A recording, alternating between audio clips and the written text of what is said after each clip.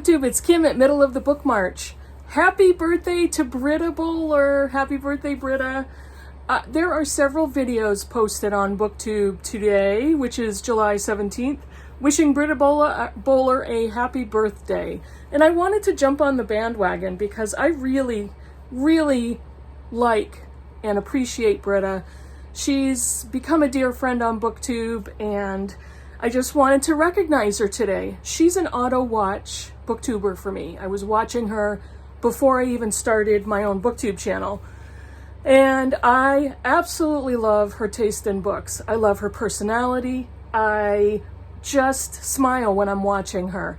Not only is she so highly intelligent and articulate and has impeccable taste, she is warm and funny. She's self-deprecating, and she's just interesting to listen to. And she's so sweet to talk with, and we've had some excellent conversations on buddy reads, but just about life. So, Britt, I just wanted to appreciate you today. What I did was I went on Goodreads and I compared our books that we've read. And what I'm going to show you is some books that we both rated 5 stars. And some books that I acquired because of Britta specifically.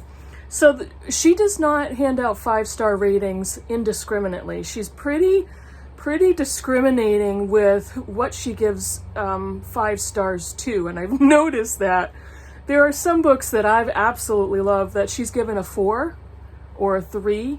And a 4-star rating on Goodreads for Britta is really good. When she gives a 5-star rating, I almost always go out and buy that book immediately. Let me show you the books that we both agree are 5 stars. So this one, I say 5 stars to anybody who doesn't know. It's from the Goodreads ratings. And by the way, I'm wearing my black glasses today in honor of Britta, who recently started wearing a new pair of glasses with black frames, which I absolutely love. So that's why I've got these on today. The first one is part of my Macmillan Collector's Library, and this is Wuthering Heights by Emily Bronte. This is a classic British literature. It's not a book, it's not a classic that's for everybody, but this is one of those rare books in my life, in my reading life, that I've read many times because I love it so much. This is not a love story. This is a gothic novel with some really dark themes, and we both rated it 5 stars. I absolutely love that book. It's one of my favorite classics.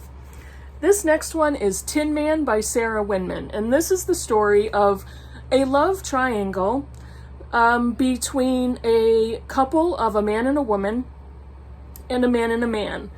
And it's so sweet and so poignant and heartbreaking and all of the feels, and I absolutely loved it. She did too. We both gave it 5 stars on Goodreads. It's so wonderfully written, and it's gorgeous. This particular copy, let me check the, oh, look at that, on the inside of the cover. It's got that flower, that sunflower. And I remember I checked this out from the library first, and it may have been on her recommendation. And I thought this book was so beautiful that I almost considered stealing it from my library, but I decided, no, I'll be a good person and I'll buy my own copy. Britta is a big fan of science fiction, and this was another book that I think I may have bought because of her. It's N.K. Jemisin's The 5th Season. This is the first in a trilogy, the Broken Earth trilogy. I loved this book. So well written, so interesting. It's science fiction mixed with some magical realism in there somewhere. There is a lot of discussion with female characters, with sexuality, with power dynamics, family. It has a lot to do with the environment and climate and those power generation. I can't even begin to tell you. It's a brilliant book, it's an excellent trilogy, and we both loved it. This one I know for sure that I saw first on her channel, Women Talking by Miriam Taves. This is a book set in a Mennonite community where multiple men in the community were discovered to have drugged and raped many of the women, teenagers, and female children. It was discovered, they were brought to the authorities and the women in the community are now gathering to decide, do they stay, do they fight, or do they leave? They are all illiterate, so they recruit an outlier male in their community, an outcast, and he records their meetings, their secret meetings, because none of the women could read or write. So it's a brilliant discussion of sexual assault, feminism, women's power, the traumatic aspects of these events on this community, and it's a stellar book, wonderfully written. This was one of my favorite books and best reads of last year, Mary Doria Russell's The Sparrow. Again, science fiction. This one is spaceships and aliens and discovering alternate universes and other planets. There's an enormous thread and commentary about religion at the same time. So I was all over this book, and it's brilliant. I loved it. Britta loves it. It's one of her favorite books. This was one of the best recommendations I took from her channel over the years, and it's excellent. I may have just lied, because this is another incredible recommendation. The Cost of Living by Deborah Levy. This was, I think, last year. Did I read it last year? I don't remember when I read it, but I read it because of Britta. Took me by surprise. For me, it was shocking because I did not expect to love this book as much as I did. Deborah Levy's writing, I think I've started to collect every book she's written. They're back here. I think I'm sitting in front of them, but I've got multiple of her books. I've also read Hot Milk, which I thought was funny and weird and so good. But this one is a working autobiography is the subtitle. This is a partial memoir from Deborah Levy after her divorce, with her life with 2 daughters, her writing life, what her life becomes after those events, and she has to move. She has to get used to an entirely different way of living. She has to set up a new writing routine. It's just excellent, and there's so much in here about parenting and motherhood and life for women. Brilliant. Loved it. So those are some books that there are many more that Britta and I have in common. Over the years, I've noticed that we have very similar reading tastes. I mostly appreciate when she talks about feminist fiction or feminist memoirs. She discusses science fiction and crime fiction quite often, and I have read several books from her. The Murderbot Diaries. There's other crime fiction that she's read and really enjoyed that I think I've looked into, or they're on my TBR. But I love her taste in books, so I watch everything that she posts. The next stack is made up of books that she gave 5 stars to, and I acquired because of that. The first one is The Bass Rock by Evie Wilde. This is the British copy.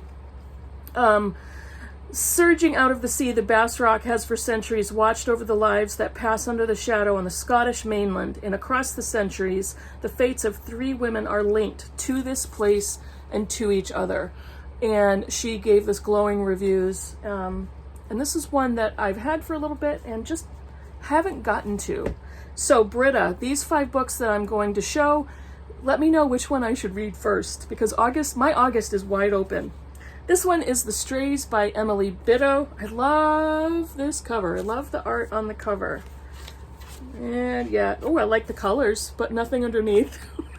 I'm probably gonna take all the covers off now in this video. The Strays. On her first day at a new school, Lily befriends Eva and her sisters Beatrice and Heloise, daughters of the infamous avant-garde painter Evan Trentham. An only child from an unremarkable working-class family, Lily has never experienced a household like the Trenthams, a community of like-minded artists Evan and his wife have created, all living and working together to escape the stifling conservatism of 1930s Australia. Again, glowing reviews from Britta, and it's been on my shelf, on my TBR, so Britta, give me some feedback on that one. This one is Mary McCarthy's The Group. This one is kind of a modern classic. It was published in 1963. Mary McCarthy's most celebrated novel follows the lives of 8 Vassar graduates known simply to their classmates as the Group. An eclectic mix of personalities and upbringings, they meet a week after graduation to watch Kay Strong, the first of the group, be married. Plot ensues. Narrative ensues from there. This is generally a content or type of narrative that I'm super interested in, especially in this era. And I love this cover photograph. Again, Britta, let me know. This is one of the most gorgeous books I have on my shelves, and I showed it to you guys before, The Illumination of Ursula Flight by Anna Marie Crowhurst. Oh gosh, I absolutely love this book. I love how this book looks. I'm taking the cover off. Nope, plain black, but it's got the really cool end papers. So, yeah, look at this. It's just gorgeous. Born on the night of a bad luck comet, Ursula Flight has a difficult destiny written in the stars. Growing up with her family in the country, she is educated by a forward-thinking father who enables her to discover a love of reading, writing, and astrology. Ursula dreams of becoming a famous playwright, but is devastated to learn she must instead fulfill her family's expectations and marry. Boo. Not marriage, but expectations. Boo.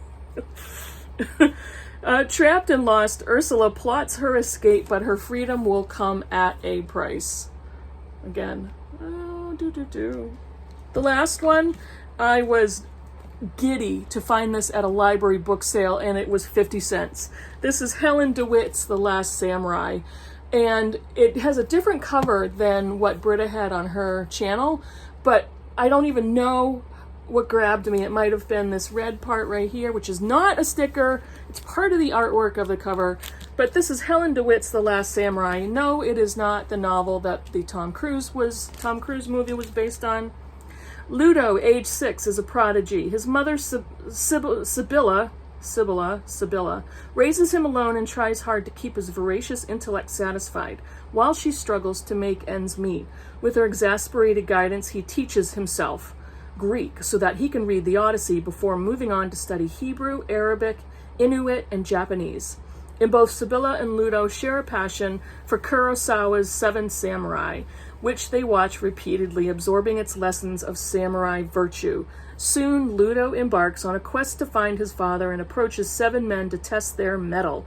Each of them, prominent, powerful, or flawed in his own way, has to arise to a unique challenge.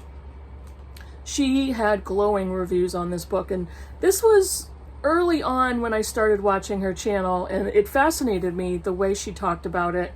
I'm going to link her channel obviously down below, and if you search on her channel and type in the titles of the books, you will be able to see her reviews and all of the comments that she made on the books that she's read.